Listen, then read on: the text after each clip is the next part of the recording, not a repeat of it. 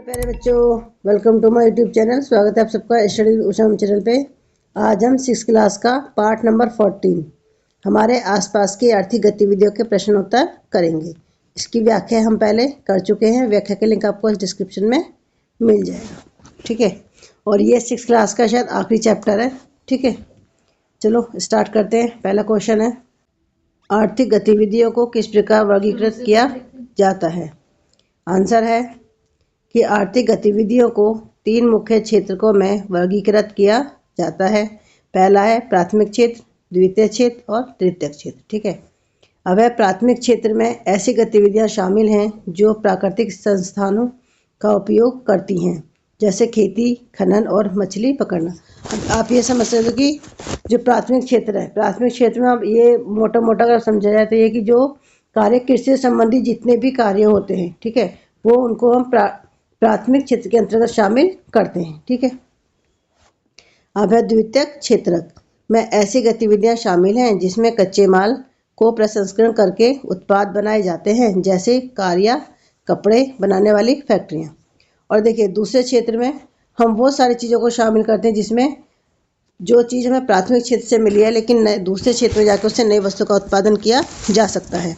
जैसे अगर देखिए कपड़े हम कॉटन से बनते हैं, ठीक है, तो ये कपास कहाँ उगाई जाएगी, कृषि के अंतर्गत उगाई जाएगी, ठीक है। और ऐसे ही अगर आपको गन्ने से चीनी बनानी है, शक्कर बनानी है, तो वो प्राथमिक क्षेत्र से बनेगा गन्ना, और दूसरे क्षेत्र में क्या होगा, नई वस्तु का निर्माण होगा, ठीक है। तृतीय क्षेत्र शिक्षक, बैंकिंग या परिवहन जैसी सेवाएं प्रदान करते हैं। तो देखिए जो तीसरा क्षेत्र है, तीसरे क्षेत्र को हम सेवा क्षेत्र भी कहते हैं, क्योंकि इसमें किसी नई वस्तु का निर्माण नहीं होता, बल्कि प्राथमिक और द्वितीय क्षेत्र को इसमें सेवाएं प्रदान की जाती हैं, ठीक है।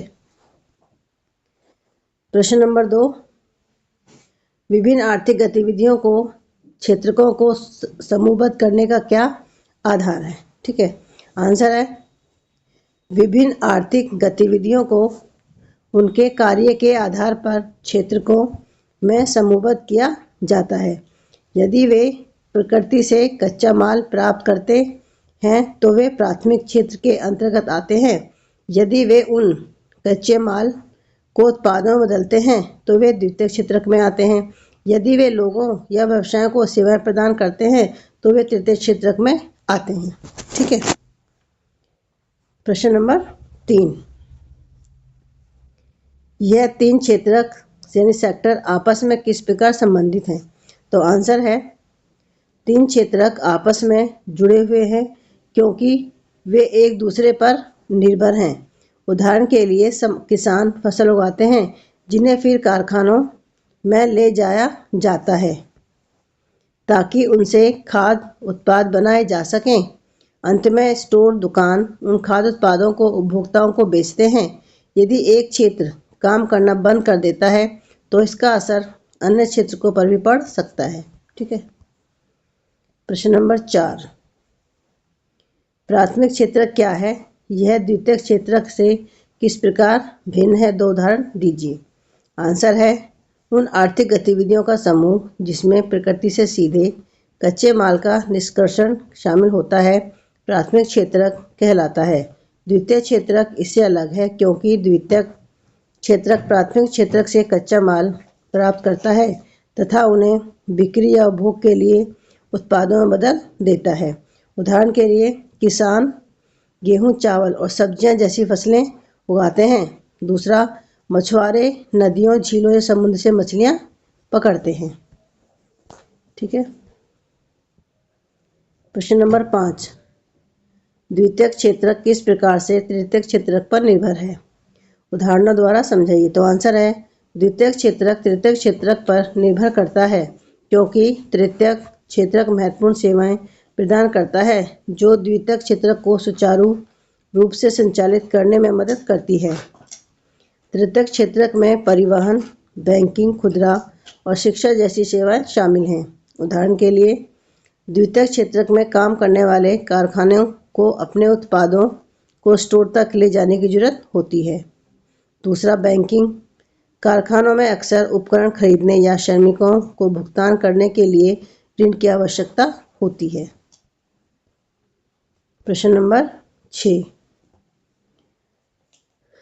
प्राथमिक, द्वितीयक और तृतीयक क्षेत्रकों के बीच परस्पर निर्भरता का एक उदाहरण दीजिए। इसको प्रवाह चित्र या फ्लो चार्ट का प्रयोग करते हुए समझाइए। आंसर है प्राथमिक, द्वितीयक और तृतीयक क्षेत्रकों के बीच परस्पर निर्भरता का एक उदाहरण कपड़े के उत्पादन में देखा जा सकता है। देखिए ये फ्लो चार्ट है, ठीक है। इसमें देखो किसान फसल उगाते हैं, प्राथमिक क्षेत्र। उसके बाद कपड़ा मिल द्वारा कपड़े का प्रसंस्करण द्वितीय क्षेत्र के अंतर्गत आता है।